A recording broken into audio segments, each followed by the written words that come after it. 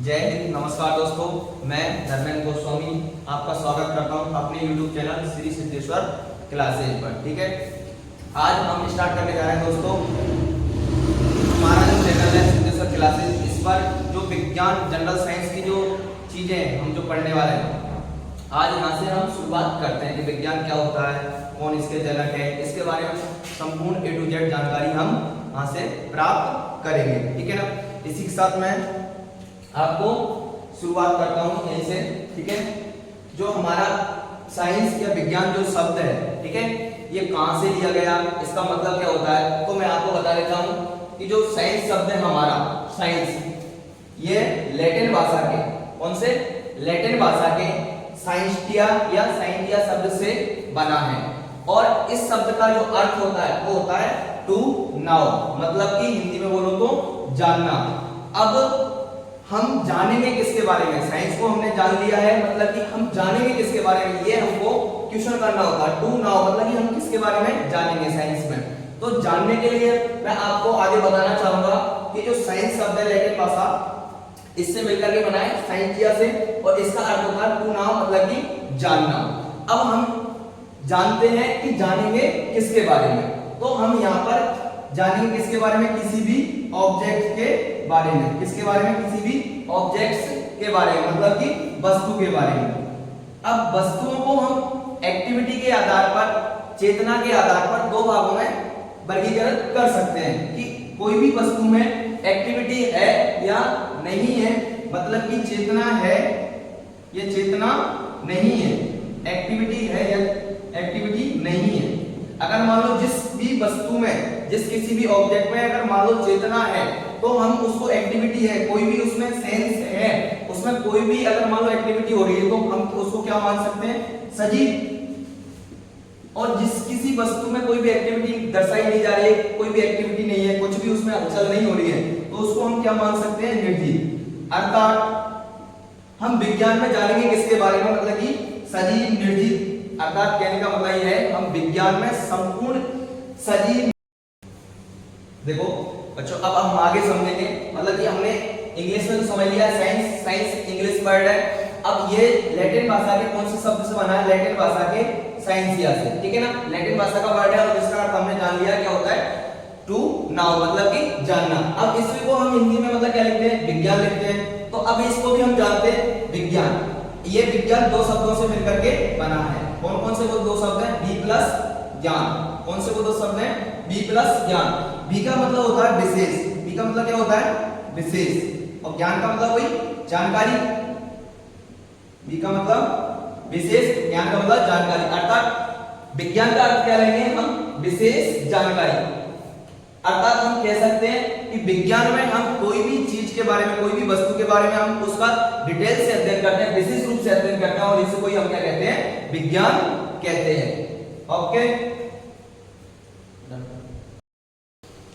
देखो हम इसी के साथ अब आगे विज्ञान में इसकी परिभाषा के बारे में जानते हैं, मतलब विज्ञान कहते किसने हैं, हम इसको कैसे डिफाइन करेंगे, कैसे परिभाषित करेंगे, इसके बारे में हम जानते हैं। देखो, प्रकृति के क्रमबद्ध अध्ययन से अर्जित, क्या है, प्रकृति के क्रमबद्ध अध्ययन से अर्जित एवं प्रयोगों द्वारा प्रमाणित ज्ञान को ही हम क्या कहते हैं, विज्ञान कहते हैं। अर्थात हम साइंस में किसी भी चीज का अध्ययन जो कैसे करेंगे, स्टेप बाय स्टेप करते हैं। ऐसा नहीं है कि हम मतलब पहले सीढ़ी चढ़ने के बाद डायरेक्टली तीसरी सीढ़ी चढ़ जाते हैं, चौथी या पांचवी सीढ़ी चढ़ जाते हैं, ऐसा नहीं है। हम विज्ञान में कोई भी चीज को जानते हैं तो कैसे जानेंगे, क्रमबद्ध। क्रमबद्ध का मतलब स्टेप बाय स्टेप। ठीक है, अब किसी भी चीज का हम अध्ययन करेंगे, उससे हमें जरूर कुछ ना कुछ क्या मिलेगा, ज्ञान मिलेगा। क्या होगा, कुछ ना कुछ ज्ञान की हमें प्राप्ति होगी, कुछ ना कुछ हमें अर्जित रूप में, रिटर्न रूप में जरूर मिलेगा। अर्थात प्रकृति के क्रमबद्ध अध्ययन से अर्जित एवं हम विज्ञान में एक और चीज समझते हैं, एक और चीज कहते हैं, जब तक विज्ञान में कोई भी चीज प्रैक्टिकली प्रूव नहीं हो जाती है, जब तक कोई भी चीज प्रयोगों द्वारा प्रमाणित नहीं हो जाएगी, जब तक हम उसको साइंस की परिभाषा में या साइंस के अंतर्गत नहीं गिनेंगे। इसलिए कोई भी चीज हमने जो खोजी है, जिसके बारे में बताया है डिटेल से, जो भी है, पहले उसको जब तक हम प्रयोगों द्वारा प्रमाणित नहीं कर देंगे, जब तक वह चीज क्या नहीं होगी, विज्ञान नहीं कही जाएगी। अर्थात भाई प्रकृति में कोई भी चीज आपने देखी है, खोजी है, तो उसको क्या करना पड़ेगा, प्रैक्टिकली प्रूव करना पड़ेगा, तभी वो क्या कहलाएगी, विज्ञान के अंतर्गत आएगी। अर्थात प्रकृति के क्रमबद्ध अध्ययन से अर्जित एवं प्रयोगों द्वारा प्रमाणित ज्ञान को ही हम क्या कहते हैं, विज्ञान कहते हैं। ठीक है ना। और दूसरी परिभाषा से हम समझते हैं कि सुव्यवस्थित एंड सुसंगठित ज्ञान को ही हम विज्ञान कहते हैं। आपको अगर मान लो ये परिभाषा याद नहीं रहती तो इसको याद कर लो, दोनों में से जो आपको सटीक लगे। देखो ये पहली परिभाषा जो है ज्यादा सूटेबल है, ज्यादा अच्छी, मतलब विज्ञान के बारे में सही डिफाइन ये करती है। ठीक है ना। तो सुव्यवस्थित या सुसंगठित ज्ञान को ही हम विज्ञान कहते हैं। वही मतलब कि सुव्यवस्थित किसी भी चीज का आपको सही ढंग से तरीके से स्टेप बाय स्टेप क्या करना पड़ेगा, अध्ययन करना पड़ेगा। ठीक है। आगे हम देखते हैं कि विज्ञान के जनक किसे कहा जाता है। विज्ञान के जनक के बारे में बहुत सारी मिथ्या है, मतलब कि प्रॉपर रूप से विज्ञान का जनक नहीं बताया गया अभी तक। ठीक है ना। विज्ञान के जनक के रूप में गैलीलियो गैलीली का नाम आता है। ठीक है, गैलीलियो गैलीली, इन्हें हम विज्ञान के आधुनिक जनक के रूप में मानते हैं, कहा जाता है। ठीक है। अब इसी के साथ दो चीजें और हम देख लेते हैं। विज्ञान के जनक के रूप में हमने गैलीलियो गैलीली साहब को पढ़ा है। ठीक है। विज्ञान के जनक उन्हें आधुनिक जनक के रूप में माना जाता है। देखो विज्ञान के जनक के रूप में बहुत सारी मिथ्या है, बहुत सारे मतलब साइंटिस्टों के क्या है, मतलब कि एक तर्क नहीं है। गैलीलियो गैलीली साहब को ही हम विज्ञान के जनक के रूप में जानते हैं। ठीक है ना। अब इसी के साथ मैं बता देता हूं आपको कि विज्ञान दिवस कब मनाते हैं हम। तो विज्ञान दिवस मनाया जाता है हमारा 28 फरवरी को। विज्ञान दिवस कब मनाते हैं हम, 28 फरवरी।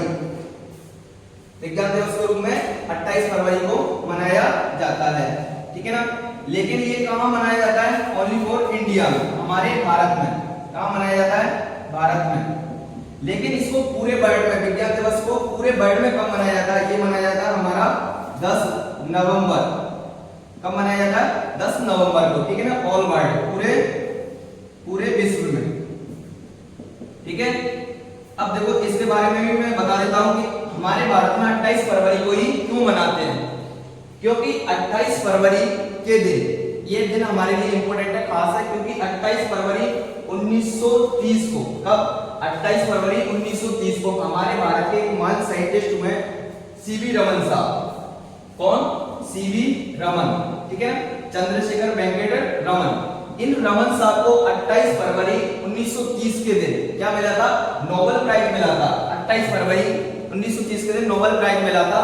तो इन्हीं को नोबेल प्राइज मिलने के कारण, नोबेल प्राइज अपने आप में, ठीक है, सीवी रमन साहब को 28 फरवरी 1930 के दिन नोबेल प्राइज मिला था। अब इसको हम एक रूप से, मतलब कि इसको हम कैसे, मतलब कि विज्ञान को हम इनके बारे में सम्मान कर सके, इसलिए 28 फरवरी को हमने क्या घोषित कर दिया, भारत वालों ने विज्ञान दिवस घोषित कर दिया। जो इनको जो नोबेल प्राइज मिला था, नोबेल पुरस्कार, ये पूरे विश्व में किसी एक व्यक्ति को किसी भी क्षेत्र में एक अच्छा कार्य करने के लिए ये पुरस्कार दिया जाता है। तो उस टाइम पर सीवी रमन साहब ने फिजिक्स के क्षेत्र में उस टाइम पर बहुत बड़ी खोज करके निकाली थी, और उस खोज का नाम इन्होंने दिया था रमन प्रभाव। तब इनको क्या मिला था, नोबेल प्राइज मिला था। ठीक है ना। सीवी रमन साहब को नोबेल प्राइज, ये किसी भी नोबेल प्राइज जो है पूरे विश्व का नंबर 1 प्राइज है, मतलब कि सबसे बड़ा पुरस्कार है। किसी भी क्षेत्र में कोई भी आदमी सबसे अच्छा काम करता उसके लिए नोबेल प्राइज दिया जाता, और इसमें मतलब प्रशस्ति पर और प्रेजेंट टाइम में शायद 8 से 10 करोड़ रुपए भी नगद पुरस्कार इसमें मिलता है। ठीक है। इसके साथ मैं आपको एक चीज और ऐड करना चाहूंगा कि जो नोबेल प्राइज है, इस नोबेल प्राइज को किसी भी मैथ्स वाले को नहीं दिया जाता है, मैथ्स फील्ड वालों को नहीं दिया जाता है। क्यों, इसका भी एक बड़ा लोचा है। क्यों नहीं दिया जाता है, आपको बता देता हूं क्यों। क्योंकि ये जो नोबेल प्राइज है, ये नोबेल प्राइज, ये अल्फ्रेड नोबेल,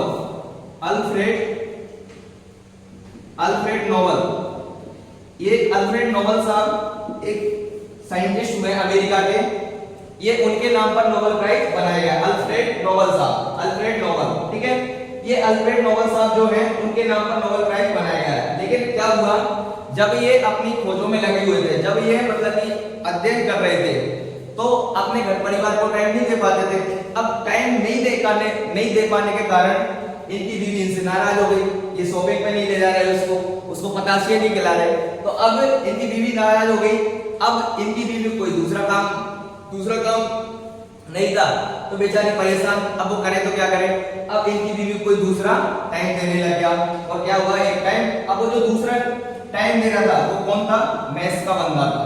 कौन था, मेस का बंदा, ठीक है ना। अब वो मेस का बंदा होने के कारण इसकी जो बीवी थी उसको भगा ले गया भाई। अब इस चीज से कौन, अल्फ्रेड नोबेल साहब नाराज हो गए, क्योंकि बाद में जब मतलब कि नोबेल प्राइज इनके ऊपर बनाया गया तो इनसे पूछा गया आपकी क्या शर्तें हैं, तो इन्होंने एक ही शर्त रखी कि ये नोबेल पुरस्कार आप सबको दो, लेकिन मेरी शर्त यही है किसी भी मेस वाले को ये नोबेल प्राइज नहीं मिलना चाहिए। इसलिए आपने कभी भी कोई भी मेस वाला, जितने भी बड़े बड़े साइंटिस्ट हुए उनको नोबेल प्राइज मिलते हुए नहीं देखा होगा। अब बाद में क्या हुआ, बाद में ये हुआ कि देखो नोबेल प्राइज के लिए सिर्फ मेस वाले को नहीं मिलता, बाद में मतलब कि मेस वाले जो लोग थे उन्होंने मिलकर के कहा भाई तेरी लुगाई को तो एक जना ही भगा के ले गया, हम सारे थोड़ी ले गए। तो उन्होंने कहा कि भाई हमें भी पुरस्कार तो मिलना चाहिए, अब मेस वाला तो कोई एक ही ले जाएगा, कोई सारे थोड़ी लेके गए। तो क्या हुआ, बाद में इनको मनाने के लिए नोबेल प्राइज तो नहीं, एक नोबेल प्राइज जैसा ही मेस वालों ने एक प्राइज बनाया गया है जिसका नाम है एबल पुरस्कार। क्या नाम है उसका, एबल पुरस्कार। इसलिए मेस वालों को कौन सा पुरस्कार दिया जाता है, एबल पुरस्कार। लेकिन फिर भी मैं फिर से दोहराना चाहूंगा, मेस वालों को नोबेल प्राइज नहीं मिलता है, और उसका रीजन एक लॉजिक सा है, कोई ज्यादा खास है नहीं, उसको ध्यान नहीं रखना। मैं तो इतना सा बताना चाह रहा हूं कि 28 फरवरी 1930 के दिन हमारे भारत के महान फिजिक्स के साइंटिस्ट हुए सीवी रमन साहब। इस सीवी रमन साहब के बारे में भी आप मतलब कि पढ़ना, बहुत अच्छे साइंटिस्ट हुए, मतलब कि अभावों के बीच में कैसे पढ़ाई की जाती है, कैसे पढ़ा जाता है और कैसे बड़ी बड़ी खोजें भी की जा सकती है। इन्होंने जो रमन प्रभाव जो फिजिक्स के रूप में एक रूल दिया है, वो इन्होंने सिर्फ 100-200 रुपए के इंस्ट्रूमेंट में ही इस प्रभाव को दे दिया और दुनिया को एक अलग से नोबेल मतलब कि रमन प्रभाव के बारे में दुनिया को बताने वाले थे।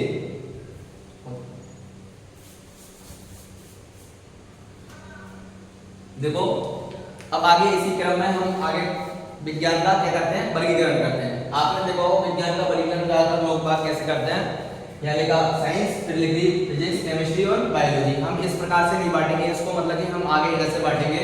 हमने विज्ञान को पहले शुरुआत में कितने भागों में बांटा, 2 भागों में। कौन कौन से, एक तो नेचुरल साइंस, इसका ही दूसरा नाम हमने क्या दिया है, बायोलॉजी। दूसरा बांटा है हमने फिजिकल साइंस, मतलब कि भौतिक विज्ञान, ठीक है। अब हम इसको बेसिक नेचुरल साइंस को या बायोलॉजी को फिर से हम 2 भागों में बांट रहे हैं। कौन कौन से, बेसिक बायोलॉजी और एप्लाइड बायोलॉजी, ठीक है। मतलब कि साइंस को हमने सबसे पहले कितने भागों में बांटा, 2 भागों में। कौन कौन से, नेचुरल साइंस या फिर बायोलॉजी और इधर फिजिकल साइंस, ठीक है ना। पहले हम इस पार्ट को कर लेते हैं क्योंकि ये छोटा है, और इधर मतलब कि मैं बता देता हूँ कौन कौन से पार्ट आते हैं इसमें। देखो फिजिकल साइंस में 2 पार्ट आते हैं। कौन कौन से, एक आता है फिजिक्स और एक आता है केमिस्ट्री, ठीक है ना। एक तो आएगा फिजिकल साइंस में कौन सा, फिजिक्स, और एक आएगा केमिस्ट्री। आजकल मतलब कि हम कंप्यूटर को भी इसी शाखा में मानते हैं। कंप्यूटर को भी किसमें मानते हैं, इसी में गिना जाता है कंप्यूटर को। कंप्यूटर को हिंदी में क्या बोलते हैं पता हो तो, संगणक, संगणक, ठीक है। मतलब कि कंप्यूटर को भी भौतिक फिजिकल साइंस का ही पार्ट माना जा रहा है आज बढ़ते हुए विज्ञान के दौर में, ठीक है ना। हमने फिजिकल साइंस को कितने भागों में बांटा, 2 भागों में। एक तो फिजिक्स, एक केमिस्ट्री, और कंप्यूटर को भी आज इसी शाखा में गिना जाता है। कंप्यूटर भी आज विज्ञान का ही फिजिकल पार्ट का भाग है। अब हम इनके बारे में एक दो फैक्ट नोट देख लेते हैं कि फिजिक्स के जनक कौन है, फिजिक्स किसे कहते हैं, रसायन विज्ञान किसे कहते हैं, भौतिक विज्ञान किसे कहते हैं। देखो एक एक लाइन की परिभाषाएं चाहो तो लिख सकते हो आप, ठीक है। फिजिक्स मतलब कि विज्ञान की वह शाखा जिसमें हम भौतिक चीजों का अध्ययन करते हैं, भौतिक वस्तुओं का अध्ययन करते हैं, वो क्या कहलाएगी, भौतिक विज्ञान, फिजिक्स वही। फिर केमिस्ट्री, विज्ञान की वह शाखा जिसमें हम किसका अध्ययन करते हैं, केमिकल्स का अध्ययन करते हैं, रसायनों का अध्ययन करते हैं। किसका अध्ययन करेंगे, केमिकल का, केमिकल्स का अध्ययन करेंगे, रसायनों का अध्ययन करेंगे, वो क्या कहलाएगी हमें केमिकल या रसायन विज्ञान, केमिस्ट्री, ठीक है ना। हम इसका किसका अध्ययन करेंगे, रसायनों का अध्ययन करेंगे। अब इनके बारे में एक और पॉइंट बता देता हूं कि फिजिक्स के जनक कौन है, केमिस्ट्री के जनक कौन है, वो मैं आपको एक एक लाइन में बता देता हूं, ठीक है। जो कभी-कभी पूछ लिए जाते हैं। देखो फिजिक्स के 2 जनक माने जाते हैं। एक तो मतलब कि ऑर्डर जनक, शुरुआती जनक किसको कहा जाता है, न्यूटन साहब को, ठीक है ना। फिजिक्स के जनक किसे कहा जाता है, न्यूटन साहब को। और आधुनिक फिजिक्स के, मॉडर्न फिजिक्स के आइंस्टीन साहब को, किसको माना जाता है, आइंस्टीन साहब को, ठीक है ना। मतलब कि फिजिक्स के या भौतिक विज्ञान के हम जनक किसको कहते हैं, एक तो न्यूटन साहब, जो कि मतलब कि ओल्ड फिजिक्स के जनक है, और मॉडर्न फिजिक्स के जनक कौन है? आइंस्टीन साहब, ठीक है ना। इसी के बाद मैं आपको बात करूं केमिस्ट्री की। केमिस्ट्री की जनक किसको कहा जाता है? केमिस्ट्री की जनक कहा जाता है लेवोशियर साहब को। किसको कहा जाता है? लेवोशियर, ठीक है।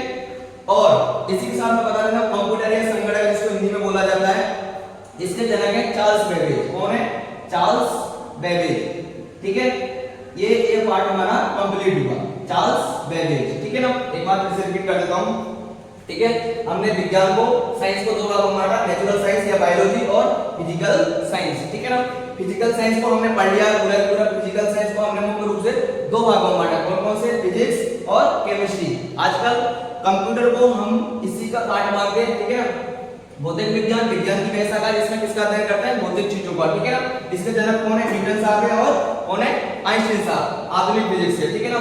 इसी के साथ केमिस्ट्री, केमिस्ट्री के जनक कौन है? केमिस्ट्री के जनक है लेवोशियर साहब। विज्ञान की वह शाखा जिसमें किसका अध्ययन करते हैं? हम रसायनों का, केमिकल्स का अध्ययन करते हैं, वो क्या कहलाएगी? केमिस्ट्री। इसी के साथ ये पार्ट हमारा कंप्लीट होता है। अब आते हैं हम बेसिक बायोलॉजी पर, ठीक है ना। जो नेचुरल साइंस है बायोलॉजी को, इसको हमने फिर से कितने भागों में बांटा? दो भागों में बांटा। देखो, एक बांटा बेसिक बायोलॉजी, ठीक है। कम दिखाई दे रहा है, थोड़ा सा इसको और मार्क कर देता हूं। Basic biology, basic biology. और दूसरा कौन सा पार्ट है? दूसरा हमारा पार्ट है एप्लाइड बायोलॉजी। दूसरा कौन सा? एप्लाइड बायोलॉजी, ठीक है ना। एक तो किसमें बांटा हमने? बेसिक बायोलॉजी, हिंदी में पढ़ूं तो मैं आधारभूत जीव विज्ञान और अनुप्रयोगात्मक जीव विज्ञान, ठीक है ना। अनुप्रयोगात्मक जीव विज्ञान, ठीक है ना। शॉर्ट में लिखा हुआ है, पढ़ लेना। बेसिक बायोलॉजी और एप्लाइड बायोलॉजी। अब इससे बेसिक बायोलॉजी के फिर से हमने कितने भागों में बांटा? तीन भागों में। बेसिक बायोलॉजी को हमने फिर से कितने भागों में बांटा? तीन भागों में, ठीक है। जूलॉजी, बॉटनी और माइक्रोबायोलॉजी। जूलॉजी हिंदी में पढ़ो तो जंतु विज्ञान या प्राणी विज्ञान, बॉटनी वनस्पति विज्ञान, और माइक्रोबायोलॉजी सूक्ष्म जीव विज्ञान, ठीक है। इसके बारे में एक दो फैक्ट और बताता हूं। विज्ञान की वह शाखा जिसमें हम जीव जंतुओं का अध्ययन करते हैं, क्या कहलाएगी? जूलॉजी। पहले मैं आपको थोड़ा सा बायोलॉजी के बारे में और बता देता हूं। बायोलॉजी देखो, जब हम ज्यादातर लोगों को आपने देखा होगा विज्ञान का इस प्रकार से साइंस का वो वर्गीकरण करते हैं, ठीक है ना। साइंस का किस प्रकार से वर्गीकरण करते हैं? ऐसे, ठीक है। कैसे बांटते हैं वो? फिजिक्स, केमिस्ट्री और बायोलॉजी, ठीक है ना। कुछ हद तक ये सही है, लेकिन हम इसको डिटेल से पढ़ रहे हैं, इसलिए हम यहाँ पढ़ रहे हैं, ठीक है ना। इसको मतलब बहुत डिटेल से लिया है, ठीक है, इस प्रकार से, ठीक है। अब हम नेचुरल साइंस या फिर बायोलॉजी, तो सबसे पहले तो बायोलॉजी, इसके बारे में बता देता हूं मैं। बायोलॉजी किसे कहते हैं, ठीक है। इसको हिंदी में हम कहते हैं जीव विज्ञान। क्या बोलते हैं? जीव विज्ञान, ठीक है। इसकी परिभाषा बता देता हूं। विज्ञान की वह शाखा जिसमें किसका अध्ययन करते हैं? जीवों का या सजीवों का अध्ययन करते हैं, क्या कहलाएगी? बायोलॉजी। ये बायोलॉजी दो शब्दों से मिलकर के बना है। कौन कौन से शब्द है वो? BIOS plus लोगस। कौन से शब्द है वो? BIOS plus लोगस। बायोस का मतलब क्या होता है? बायोस का मतलब होता है लाइफ। क्या होता है? लाइफ। लोगस का मतलब क्या होता है? स्टडी, ठीक है ना। अर्थात लाइफ मतलब कि जिसमें जीवन होता है, सजीव, स्टडी मतलब अध्ययन। कहने का मतलब कि विज्ञान की वह शाखा जिसमें हम सजीवों का अध्ययन करते हैं, वो क्या कहलाएगी? बायोलॉजी। क्लियर? बायोलॉजी शब्द दो शब्दों से मिलकर बना है, बायोस प्लस लोगस, ठीक है ना। बायोस का मतलब होता है लाइफ, लोगस का मतलब स्टडी, ठीक है ना। इसका हिंदी पढ़ो तो सजीव, स्टडी मतलब अध्ययन करना, ठीक है ना। तो विज्ञान की वह शाखा जिसमें हम सजीवों का अध्ययन करते हैं, क्या कहलाएगी? बायोलॉजी। और इसके जनक कौन है? जनक है इसके अरस्तु साहब, ठीक है ना। कौन है जनक? अरस्तु। जनक कौन है? अरस्तु। ठीक है, इनको हम इंग्लिश में एरिस्टोटल लिखते हैं। क्या लिखते हैं? एरिस्टोटल, ठीक है ना। तो ये भी बड़ा आप ध्यान रखना, ठीक है। तो बायोलॉजी हमारी क्लियर है। अब बायोलॉजी को हमने फिर से कितने भागों में बांटा है? दो भागों में, ठीक है। मैं आपको इसको मिटा देता हूं, थोड़ा आपको साफ दिखाएगा। आप एक बार रिपीट कर देता हूं मैं, ठीक है ना। बायोलॉजी को हमने दो शब्दों से मिलकर के बताया, बायोस प्लस लोगस। बायोस का मतलब लाइफ, लोगस का मतलब स्टडी, मतलब कि सजीवों को स्टडी करना, अध्ययन करना, क्या कहलाएगा? बायोलॉजी, ठीक है। हिंदी में जीव विज्ञान कहते हैं। जनक कौन है? अरस्तु, एरिस्टोटल साहब, ठीक है ना। मैं इसको मिटा देता हूं, साफ दिखेगा, ठीक है। अब देखो, हमने बायोलॉजी को फिर से दो भागों में बांटा। कौन कौन से? बेसिक बायोलॉजी और एप्लाइड बायोलॉजी। अब हम आते हैं बेसिक बायोलॉजी जो है, सबसे पहले बांटा हमने आधारभूत जीव विज्ञान को, जूलॉजी, बॉटनी और माइक्रोबायोलॉजी। देखो, अब जूलॉजी जो है, जूलॉजी में किसका अध्ययन करते हैं हम? जूलॉजी में करते हैं जंतुओं का अध्ययन। ये जूलॉजी जो वर्ड है, ये भी दो शब्दों से मिलकर के बना है, जू जॉन प्लस लोगस। इसका अर्थ क्या होता है? जॉन का मतलब होता है एनिमल्स, ठीक है ना। मैं डिटेल से इनकी बाद में क्लास ले लूंगा, ठीक है। अभी थोड़ा थोड़ा इसको डिफाइन कर देते हैं, ठीक है ना। विज्ञान की व्यवस्था का जिसमें हम किसका जंतुओं का अध्ययन करते हैं वो क्या कहलाएगी जूलॉजी, और इसके जनक भी कौन है अरस्तु, इसके जनक भी कौन है अरस्तु। इसके बाद आती है बॉटनी, विज्ञान की व्यवस्था का जिसमें मतलब कि वनस्पतियों का अध्ययन करते हैं, पेड़ पौधों का अध्ययन करते हैं, क्या कहलाएगी बॉटनी, और इसके जनक कौन है थियोपेस्टस साहब, कौन है थियोपेस्टस, इसके जनक कौन है थियोपेस्टस, ठीक है। और फिर अगला आता है माइक्रोबायोलॉजी, माइक्रोबायोलॉजी विज्ञान की व्यवस्था का जिसमें सूक्ष्म जीवों का अर्थात नग्न आंखों से न देखे जा सकने वाले हम सजीवों का सूक्ष्म जीवों का अध्ययन करते हैं वो क्या कहलाएगी माइक्रोबायोलॉजी। और इसके जो जनक है वो कौन है एंटन वॉन ल्यूवेनहॉफ, ठीक है ना, एंटन वॉन ल्यूवेनहॉफ, ठीक है ना। इसका जनक कौन है एंटन वॉन ल्यूवेनहॉफ, मतलब कि आप पूरा नाम रखो तो ल्यूवेनहॉफ अकेला रख सकते हो, ये वही है जिन्होंने जीवित कोशिका की भी खोज करी, ठीक है। मतलब हम इसमें बेसिक बायोलॉजी में मुख्य रूप से हमने 3 शाखाएं पढ़ी है, कौन कौन सी जूलॉजी, बॉटनी और माइक्रोबायोलॉजी। जूलॉजी, ठीक है, इसके जनक कौन है अरस्तु साहब, बॉटनी इसके जनक कौन है थियोपेस्टस साहब, और माइक्रोबायोलॉजी इसके जनक कौन है ल्यूवेनहॉफ साहब, कौन है ल्यूवेनहॉफ, ठीक है ना, एक बार याद रखिएगा ल्यूवेनहॉफ, ठीक है ना, ये इनके जनक है। ल्यूवेनहॉफ वही है जिन्होंने जीवित कोशिका की खोज करी थी 1674 में, ठीक है, क्लियर। देखो मैं इसके बारे में और बता देता हूं, थियोपेस्टस साहब, ये थियोपेस्टस साहब है, इन्होंने 2 बुक भी लिखी थी, ठीक है ना।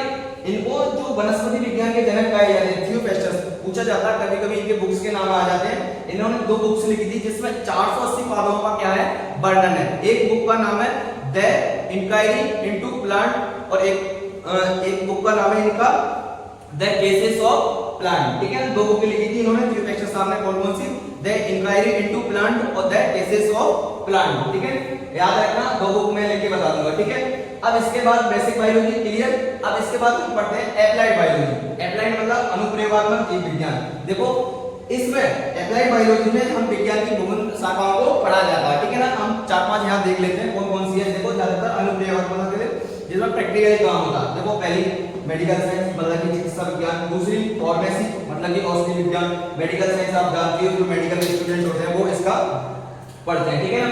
फिर फार्मेसी मतलब कि औषधि विज्ञान जो बीएचएमएस पीटीसी करते हैं वो इसमें आता है। फिर ठीक है एग्रीकल्चर बायोलॉजी, कृषि जीव विज्ञान मतलब कृषि के साथ साथ विज्ञान को पढ़ना है, कृषि जीव विज्ञान। फिर आता है वेटनरी पशु चिकित्सा विज्ञान, और फिर क्या आता है एस्ट्रोनॉमी, जिसमें खगोल विज्ञान जिसको हम कहते हैं, खगोल का अध्ययन करते हैं।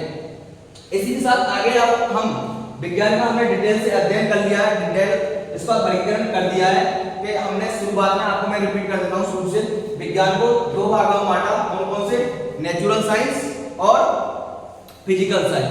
नेचुरल साइंस को फिर से हमने 2 भागों में बांटा, बेसिक बायोलॉजी और एप्लाइड बायोलॉजी। बेसिक बायोलॉजी को फिर से हमने 3 भागों में बांटा, कौन कौन से, जूलॉजी, बॉटनी और माइक्रोबायोलॉजी, ठीक है ना। हमने फिजिकल साइंस को मुख्य रूप से 2 भागों में बांटा, कौन कौन से, फिजिक्स और केमिस्ट्री, और तीसरा भी हमने इसमें आजकल काउंट करते हैं, कौन सा है, वो है कंप्यूटर, ठीक है। फिर हमने बेसिक बायोलॉजी जिसको 3 भागों में बांट दिया। फिर इसके बाद हम आते हैं एप्लाइड बायोलॉजी। एप्लाइड बायोलॉजी को हम 4 से 5 6 इसमें और भी ज्यादा आ सकते हैं, ठीक है। मेडिकल साइंस आ गया, फार्मेसी आ गया, एग्रीकल्चर आ गया, वेटनरी आ गया, ह्यूमन हस्बेंड्री आ गया, एस्ट्रोनॉमी आ गया, ये सारे इसमें आ जाते हैं एप्लाइड बायोलॉजी में, ठीक है। अब इसके बाद हम जो विज्ञान की बची हुई शाखा है उनका 1 बाय 1 स्टेप मतलब कि इनका डिटेल से हम पढ़ेंगे इसकी आगे वाली क्लास में। यहाँ तक आज हम हमारी क्लास को यहीं पर समाप्त करते हैं।